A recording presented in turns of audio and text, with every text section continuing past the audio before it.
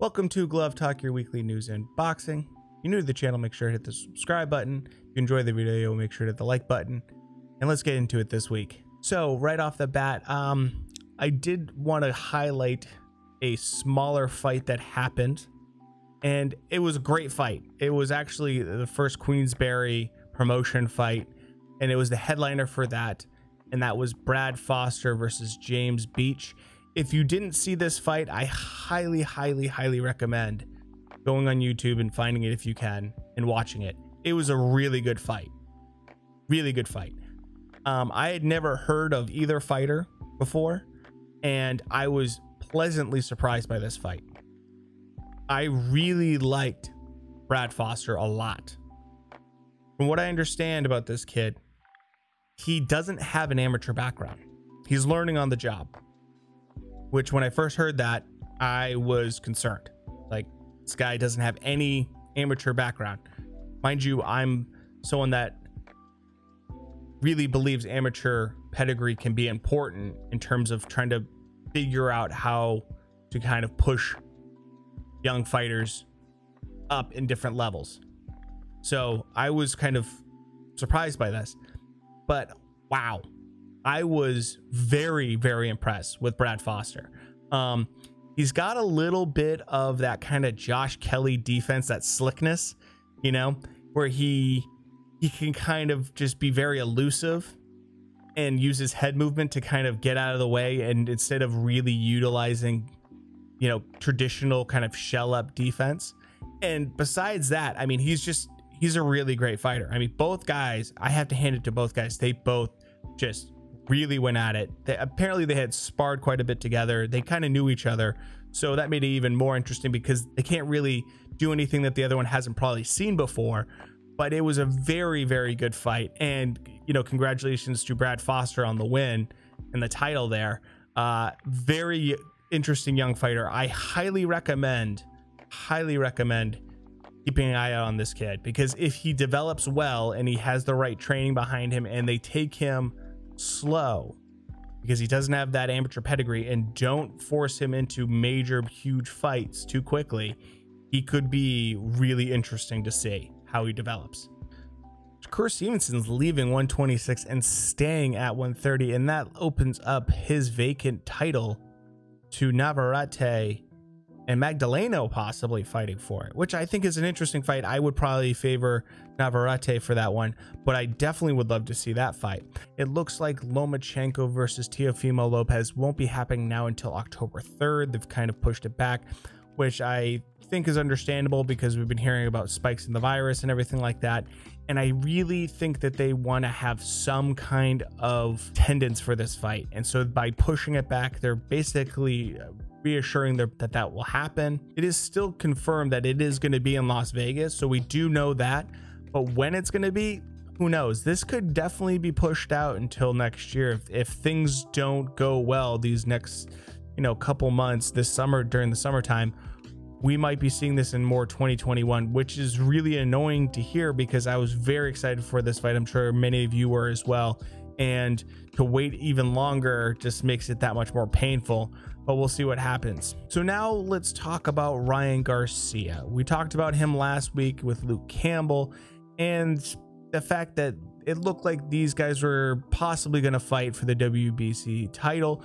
It looks like things have moved and progressed a little bit since then, and that it's basically been confirmed that they are in negotiation right now. What throws a wrench into all of this is that Ryan Garcia came out and basically said that to Oscar and Golden Boy Production that if you don't believe in me, release me. And I don't know if that's coming from him being unhappy with the numbers they're giving him in terms of what the purse is going to look like, or if there's something else going on behind the scenes. I saw some people taking this and saying that Ryan Garcia is a spoiled brat, and that are very upset with the way Ryan Garcia is going about this, because not too long ago Ryan Garcia just signed a new contract with Golden Boy and was bragging online about how it's the best contract ever for a prospect. It's the most lucrative contract ever for a prospect, I believe is the words he used. And now we're hearing him talk about not being happy with compensation for the purse for the Luke Campbell fight, and that if Golden Boy doesn't believe him, they should release him. Now, my first initial thoughts of this was, what's going on here? There's got to be something more than purse, right? There's got to be something more than purse going on here, because there is a history with Golden Boy and Ryan Garcia not necessarily seeing eye to eye.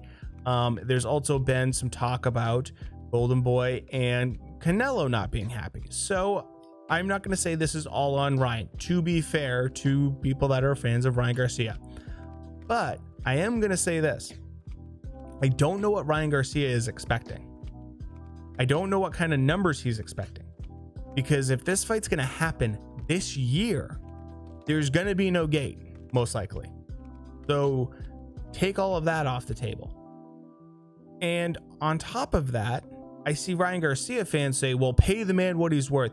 He's got this huge social media following. And I can't remember who it was. It was someone on Twitter pointed this out, and I thought this was a very well put point.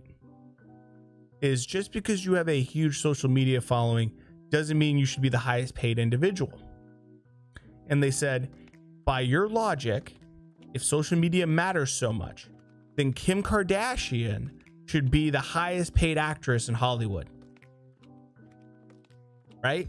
She has the biggest social media. She has a bigger social media than Sandra Bullock. She has a bigger social media than, you know, someone like a Halle Berry does.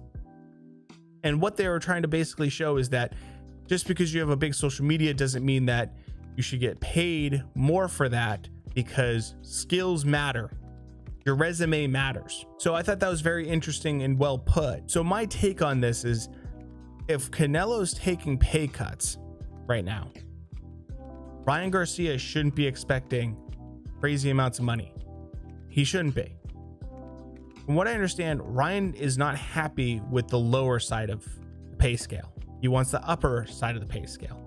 Well, that makes sense if you're going to be able to utilize that social media and have a gate. Plus, we don't know what kind of numbers he's doing when it comes to DAZN, because DAZN doesn't actually release the numbers for the pay-per-views that they're doing. So we don't know exactly what his last numbers were. What we do know, though, is that he does get a bonus for viewership for his fights. At least for his last one he did. So for the Ryan Garcia fans, I would say, if Ryan Garcia gets compensated for having that social media presence by having higher viewership, he's getting bonuses on top of that for his fights. He signed a contract, which I believe is like a 5-year contract. He knows what that contract said in terms of compensation. He has these bonuses in place for viewership. I don't understand what the problem is. And like I said, that's why I started thinking about this being something more behind the scenes and other issues.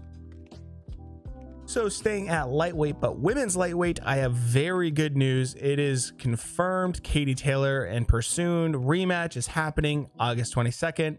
I wanted to just kind of update it. I kind of talked about it quite a bit, I think, last time, that it looks like it was going to happen. It is finalized. It is happening underneath the Povetkin and White fight. So if you're ready for this, this is going to be a great rematch. I'm very excited about this. I'm also very curious to see, you know, Persoon hasn't had a long camp for this. I know Katie Taylor's been training. I'll be very curious to see how this could possibly affect either one of them, and if, you know, how their game plan might have to change. I'm pretty sure Katie Taylor doesn't want to get into the pocket with Persoon. Persoon is kind of a little bit less organized fighter than Katie. Katie's a little bit more, kind of uses distance and kind of comes in and out a little bit more. Persoon's a little bit more get in there and grind it out. I will be curious to see how that, if that anything changes from the first fight, and to see if their style of either one of them changes a little bit. So we'll see where we go from there. Now going up to middleweight, it looks like there's talk about Canelo and Triple G trilogy happening May 2021. Now, I'm excited for this. I know some people feel like, you know, Triple G's kind of didn't have a great outing against Devchenko, but I'm very curious about this in general, because I want to see what happens now that, you know, guys have had some time off, how this affects them. I want to see how they are in their next fight leading up to this one, and we'll see. It looks like people are talking about possibly Canelo fighting twice this year, fighting in September and December. I believe we're going to maybe only get one fight this year from Triple G. We'll see how they look, but this could be another really mega fight for them.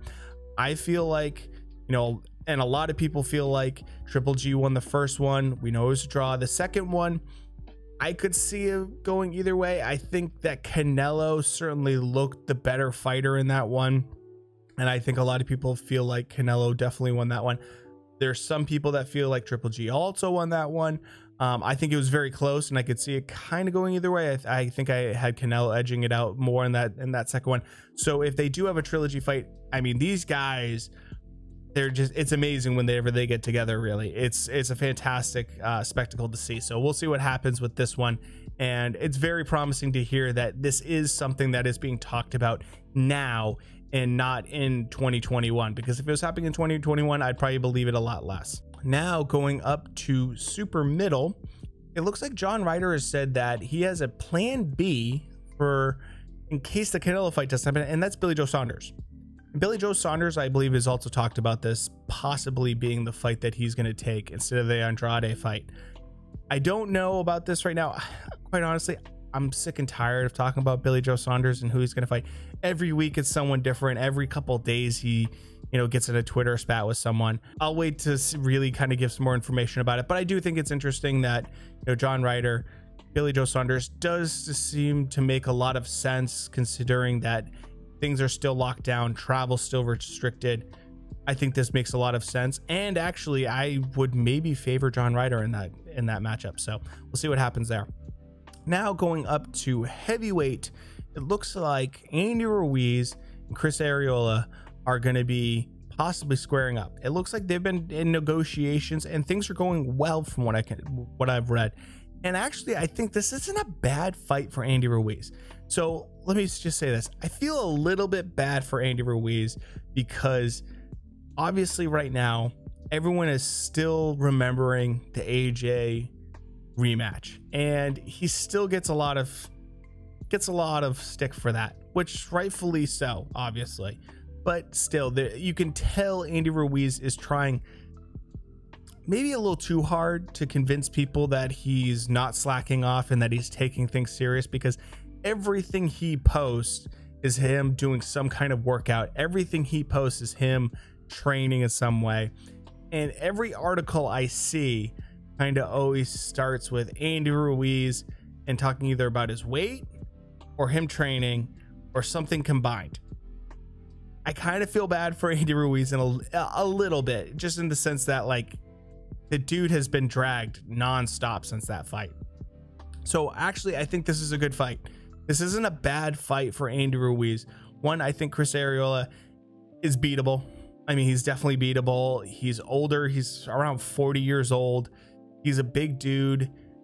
He's, you know, not a bad matchup for him. And I think it'd be interesting to see how Andy Ruiz deals with him, because Chris Arreola is, you know, not the biggest dude, but not the smallest guy of the bunch. And we saw how he was against Kalnacki, where he can trade and he can certainly take a punch. So I'm actually kind of excited to see how this kind of plays out.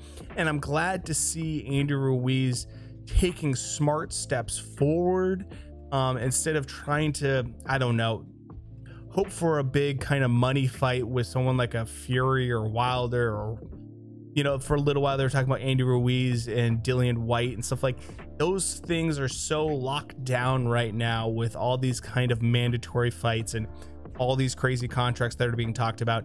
I like seeing that Andy Ruiz is trying to stay busy. Speaking of someone that kind of wants to fight Andy Ruiz, is Adam Kanaki talked about Ruiz or Luis Ortiz kind of being like secondary options if he can't get the rematch right away. Kind of interesting. I don't know if really that's the next level I would kind of suggest for someone like an Adam Kanaki. I think Adam Kanaki might need to fight someone a little bit less high profile before fighting one of those guys, because I feel like maybe Ortiz, I could see maybe that, but I would want to see Adam Kalnacki against more mid-level guys that come to mind right off the bat.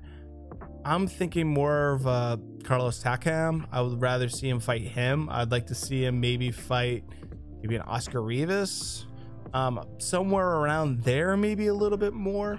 Whereas I think of Luis Ortiz closer to top 10. Andy Ruiz, I think you could make a case for him being top 10, depending on who you ask. I don't see how he goes from a loss to fighting someone that's possibly in the top 10. I see him being more on guys that are, hell, I would like to see him against Dominic Brazil, someone more in that kind of outside the top 10, but still someone that is a solid kind of rematch or a solid matchup for him. We'll see where it goes from here. Next thing I want to talk about is just give a quick update. This is from Bob Arum talking about how he believes that Jarrell Miller will most likely get a multi-year suspension or a life ban from boxing based on what happened. Kind of interesting because, I'm very curious, someone like Bob, who's been in the industry long enough to say possibly or a life ban. I am glad to hear that being thrown around a little bit because my personal opinions on that. I think he should have a lifetime ban. I did hear people like Andre Ward and other people at Top Rank or ESPN kind of mentioning when they were talking about it, this last week, about a multi-year suspension. I think we're maybe past that. I think lifetime might be a little bit more appropriate, but it is interesting to hear Bob mention lifetime. So very interesting. Just wanted to give you guys a quick update on that. So from news here in the US, from heavyweights and stuff like that, we're going to move over to the UK, and it looks like Daniel Dubois and Joe Joyce will be having some interim fights before fighting each other. I really think they want a crowd for this fight, so they're trying to push it back just a little bit more, see how things kind of play out. And I don't hate this. I love seeing both these guys stay active. That's one thing I really have to credit both guys with. Last year, both of them stayed active. Joe Joyce does not have a problem fighting frequently. Same thing with Daniel Dubois. And I think that's really good, especially for Dubois, someone that's young, to get as much experience as he can and to try different fighters as often as possible. Joe Joyce, I think we kind of know what he is a little bit more. He's a little bit older. Well, he's definitely older, and he's kind of not going to really change his overall boxing style all that much. But it is good to hear both guys staying active. That tells me that they're going to be in good shape, and hopefully when it comes to their fight, we're going to see a better version of them, because they've had a couple rounds actually, not just sparring but actually fighting. So we'll see where it goes. Now, while we're over there in the UK for heavyweights, let's talk about some news about Dillian Whyte. Looks like Dillian Whyte has just flat out refused and rejected any idea of him taking step aside money. I totally expected this. I don't expect Dillian Whyte to take step aside money. The dude's waited quite a while for his title shot, and I think it's definitely justified at this point. So I'm not surprised by that, but I am surprised to hear that he has parted ways with his trainer Mark Tibbs. It seems like these guys have been together for a while. They've only had success together. I don't know if this is because, I guess right now Dillian Whyte is in Portugal, and if he's just trying to do his own thing. At first I thought, okay, maybe it's just a distance thing, but no, it just seems like they're just going their own separate ways. Maybe it was that last fight. Maybe Dillian Whyte feels like Mark Tibbs didn't help him enough for the WAC fight. I don't know. I don't really know what it was, but regardless, it seems like they have parted ways, and Mark Tibbs has done the classy thing and wished Dillian Whyte all of the best.